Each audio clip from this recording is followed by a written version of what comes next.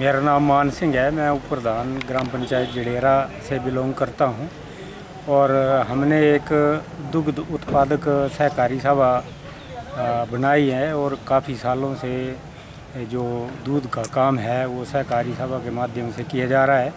चंबा में दूध, मक्खन, घी, पनीर वगैरह जो है शुद्ध वो चंबा में हम सेल करते हैं। लेकिन अभी हाल कुछ दिन पहले हमारी साओ और सिल्लाघराट, गुदियाल परगना और साओ परगना की पंचायतें जो थी वो सील कर दी गई थी, क्योंकि कोरोना पॉजिटिव जो है वो साओ की पलीउर पंचायत में कुछ तबलीगी भाई को जो हुआ था उसकी वजह से हमारी पंचायतें सील हो चुकी थी और उस वजह से हमारा जो काम था वो प्रभावित हुआ है।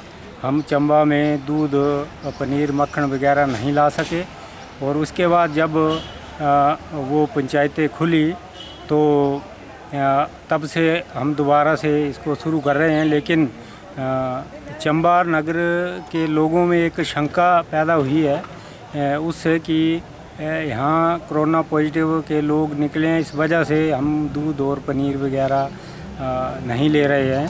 बहुत कम लोग जो है वो हमारी सहकारी सभा पे आ रहे हैं। तो जिला प्रशासन के काफ़ी प्रयास रहे चंबा को इस महामारी से सेफ करने के लिए। मैं जिलाधीश महोदय का भी आभारी हूँ और लॉ एंड ऑर्डर का जो मेंटेन रखा एसपी मैडम उसका भी आभारी हूँ, एसडीएम चंबा का भी आभारी हूँ और विकास खंड अधिकारी चंबा का भी आभारी हूँ। उन्होंने काफ़ी प्रयास किया है और इस प्रयास से हमारा चंबा ज़िला जो था वो ग्रीन जोन में आने ही वाला था, लेकिन कुछ और केस जो बाहर से जो लोग लाए गए हैं उनकी वजह से निकले हैं। तो मैं उम्मीद करता हूं कि ये भी शायद समस्या टल जाए, ये भी ठीक हो जाएं और आगे ऐसी महामारी से चंबा जो है वो मुक्त होने वाला है। तो मैं सबसे ये अपील करता हूं और जिला प्रशासन से भी ये अपील करता हूं कि हमारी जो दुग्ध सहकारी सभा है इसकी जो एक शंका नगर निवासियों में पैदा हुई है, तो प्रशासन की तरफ से ऐसी स्टेटमेंट आए अखबार के माध्यम से या चैनल के माध्यम से कि इस तरह की शंका जो है वो शंका ना पालें। तो हम बिल्कुल साफ़ सफाई से जो दूध ला रहे हैं, गाय का दूध है, शुद्ध दूध है और पनीर, मक्खन वगैरह भी आ रहा है।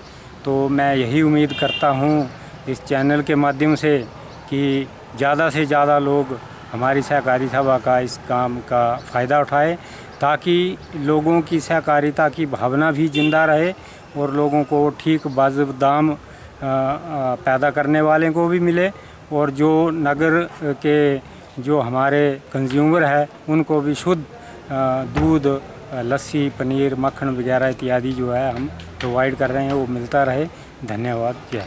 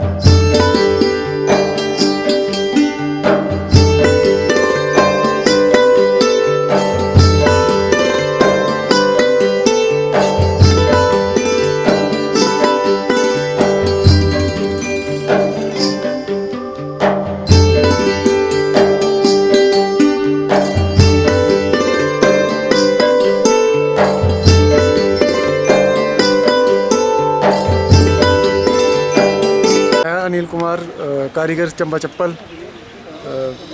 पिछले 1.5-2 महीने से जो कोविड-19 के चलते हमारी दुकानें और बंद थी, जो अभी सरकार का जो फैसला हुआ है इसमें दुकानें हमारी खोली गई है, लेकिन खोलने का कोई फ़ायदा नहीं है। कस्टमर मार्केट में है नहीं कुछ भी, और हमारे साथ जितने भी जुड़े हुए कारीगर हैं जिनकी वजह से हमारा और हमारे कारीगरों का परिवार चलता था। एक साइकिल थी बनी हुई चंबा चप्पल तैयार करने की, लोग चंबा चप्पल ख़रीदते थे और जिसकी वजह से 4-5 परिवारों का पालन पोषण अच्छे ढंग से हो जाता था। लेकिन आज कोरोना के चलते मार्केट में कोई भी कस्टमर नहीं है, ना चप्पल बिक्री है। ये हमारे साथ बैठे हुए यहाँ पे ये काम करने वाले हैं जो कि रिपेयर वर्क करते थे, चंबा चप्पल से जुड़े हुए हैं और रिपेयर वर्क का काम करते हैं, लेकिन इनके पास भी कोई कस्टमर नहीं है, बेले बैठे हुए हैं। ये आप देख सकते हैं इनको। और मेरी सरकार से, प्रदेश सरकार से यही गुजारिश है कि मैं रिक्वेस्ट करूँगा प्रदेश सरकार की कि जिस प्रकार से इन्होंने कामगारों को कुछ फाइनेंशियली हेल्प करा, तो हम भी दस्तकारों में आते हैं। तो अगर सरकार हमारी कम्युनिटी को भी चंबा चप्पल वगैरह बनाने वाले जितने भी हैं यहाँ पे, चंबा तो वैसे ही आर्ट के नाम से काफ़ी प्रसिद्ध है, तो मैं गवर्नमेंट से ये रिक्वेस्ट करूँगा कि जो कारीगर हैं उन्हें कुछ ना कुछ वो फाइनेंशियली हेल्प करें, सपोर्ट करें, ताकि उनका भी जीवन सरल हो सके। धन्यवाद।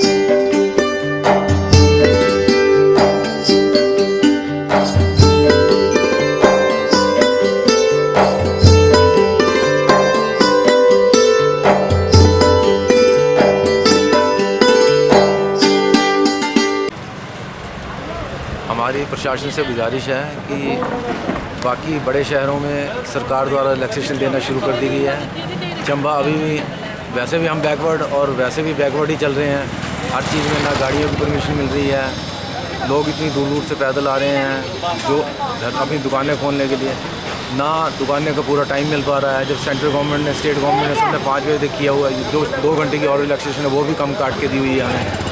तो हमारी प्रशासन से और डीसी महोदय से गुजारिश है कि आप मैनेज कीजिए इसको प्रॉपर, ताकि लोग भी अपने परिवार पाल सकें। और जो बीच के रास्ते सारे बंद कर रखे हैं, इससे ना ग्राहक आ रहा है, ना दुकानदारी चल पा रही है। टाइम पास करने वाली बात है यहाँ। धन्यवाद। मोबाइल की, और जो आपने क्वेश्चन पूछा कि मोदी शाह को क्या बोलेंगे, तो मेरे हिसाब से मोदी को बिग सिटीज़ में तो अभी तक लॉकडाउन रखना चाहिए। लेकिन हमारे हिमाचल में थोड़ा सा पोजिशन ठीक है अभी, लेकिन इंटर स्टेट अभी अलाउ नहीं करना चाहिए। विद इन स्टेट जो अगर व्हीकल चल जाए तो थोड़ी सी अच्छी बात है। और उसमें भी अगर सिंगल 2 व्हीलर में 1 बंदा और कार में 2 बंदे हों तो ज़्यादा बेटर है, क्योंकि इससे कोरोना डिस्टेंस मेंटेन रहेगा तो लोगों को फैसिलिटी रहेगी। और जो टाइम की अवधि बढ़ गई है, जैसे दुकानदारों के लिए ढील दी गई है, लेकिन चंबा में ऐसा नहीं हो पाया, तो आपके हिसाब से क्या ये ठीक है? सिर्फ चंबा में जिस हिसाब से परसों भी केसेज आए हैं, शायद 2 या 3 दिन पहले थे, 2 केस परसों भी आए थे, उससे चंबा की सेफ्टी के लिए अभी लॉकडाउन तो पूरा नहीं खोलना चाहिए। जितना चल रहा है अभी उतना चले, ठीक है। मार्केट 11 से 3 खुलती है, सफिशेंट है। लोग अपना स्टूडेंट का सामान लेके घर जा रहे हैं। थोड़ा इतना खुला भी नहीं करना चाहिए माहौल की, एकदम से पैनिक हो जाए और भीड़ बढ़े मार्केट में आती। ज़्यादा भीड़ बढ़ने से सबको नुकसान होगा। जो इतना मोदी ने मेहनत करी है, इतना कंट्रोल किया अभी तक, तो हम नहीं चाहते कि उसका बैड इफेक्ट जाए। और जितना भी चल रहा है चलने दो, देखते हैं धीरे धीरे इसको खोलो, 1-1 घंटे का इंक्रीज़ करो तो ठीक रहेगा सबके लिए।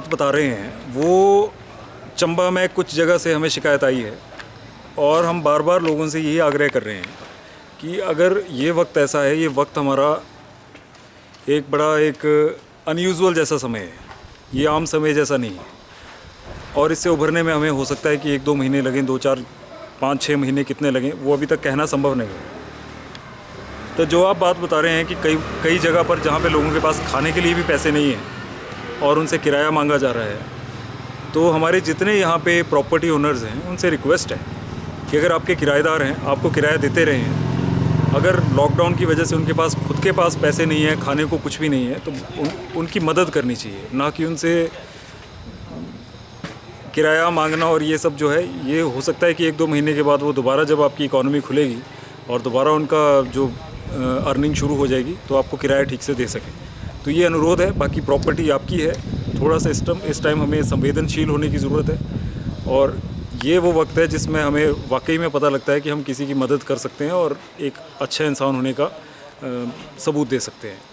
तो आपके इस प्रश्न का मेरे पास यही उत्तर है कि जितने हमारे यहाँ पे प्रॉपर्टी ओनर्स हैं, कृपया करके अगर उनके जो टेनेंट्स हैं, अगर उनके पास वो किसी ख़राब परिस्थिति से जूझ रहे हैं तो उनको थोड़ा सा आप किराया माफ़ भी कर सकते हैं और बल्कि अगर उनकी हालत ज़्यादा ख़राब है तो आप उनकी मदद भी कर सकते हैं।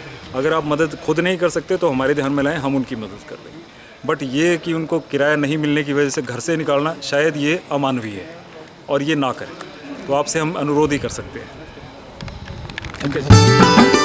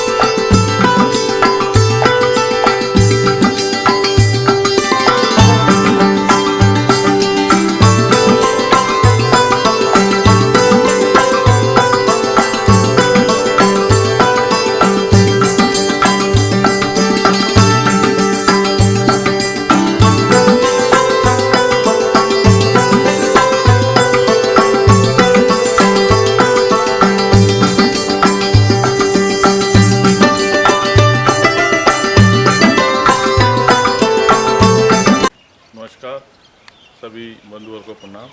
जैसा आपको विदित ही है कि लॉकडाउन 3 का जो चल रहा है, आप सभी भली भांति जानते हैं कि इस कोरोना वायरस का भी कोई भी इलाज अभी तक ढूंढा नहीं गया है और इसका एक ही उपाय है, सोशल डिस्टेंसिंग और लॉकडाउन।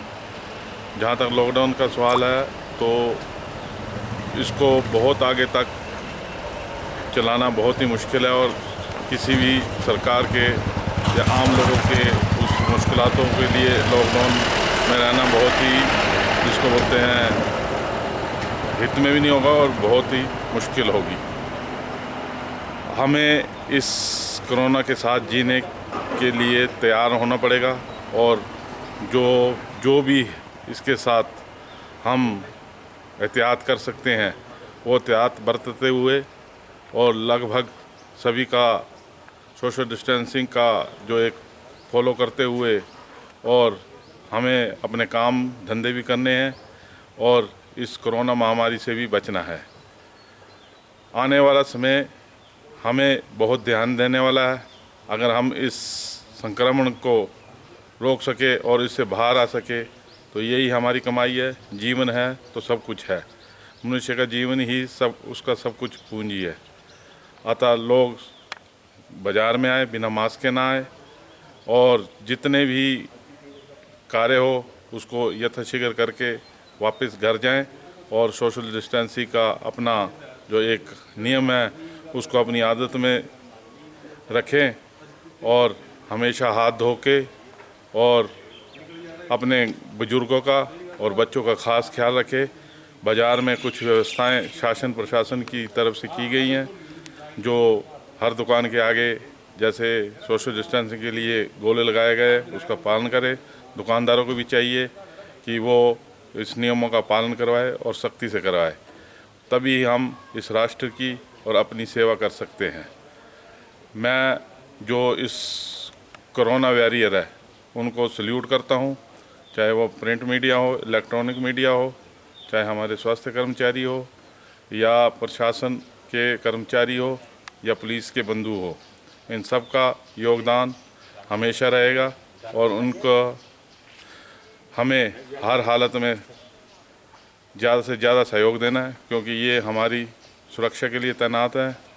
अतः हमें इस बात का भी ध्यान रखना पड़ेगा कि हम जब भी कोई कार्य करें उससे दूसरे को कोई नुकसान ना हो, अपना भी हित करें और दूसरे को भी हित करें। यही आज की सबसे बड़ी ज़रूरत है, तभी हम इस राष्ट्र की, इस पूरी कायनात की सेवा कर सकते हैं। जय भारत, जय भारत।